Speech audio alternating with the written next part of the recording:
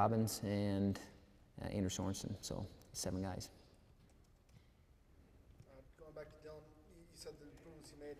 How much now does he feel he can not just compete with a Jesse Delgado, but beat a Jesse Delgado, be one of those guys, and could potentially be a national champion? Well, he felt those guys last year. He scored points on those guys last year. You know, it's not like you looked and you're like, geez, this guy, he's just so outclassed by this guy. I didn't see that at all. You know, I saw maybe a few times where lights got to him a little bit. You know, and I said being a freshman and being there and being in the semifinals and and being in the national tournament the first time, sometimes that can get to you a little bit.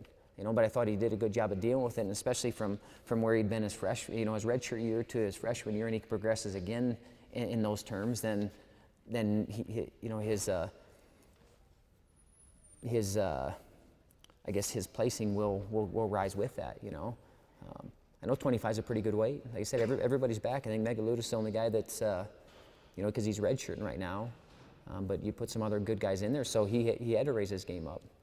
But as far as watching him with those guys, he's right there. He's in the mix. There's no doubt about it. I mean, you can't be 6th in the country last year as a freshman and not be in the mix with those guys. But being in the mix and then changing the outcome are different things too. But I feel like he's made those adjustments that he needs to. What type of leader is he? I mean, he's quiet. You know, he's just a little bit quieter. He leads more by example than anything. He's not much of a rah guy, but you know, you don't have to have that.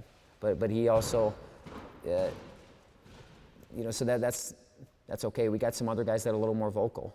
You can lead by example, but at times he's more of a guy I think that's going to one-on-one, talk with a guy than he is out in front of everybody, and that's okay. Guys know what they get with him. They know how he lives his life and how he trains and does things right, and I mean that's a pretty good example.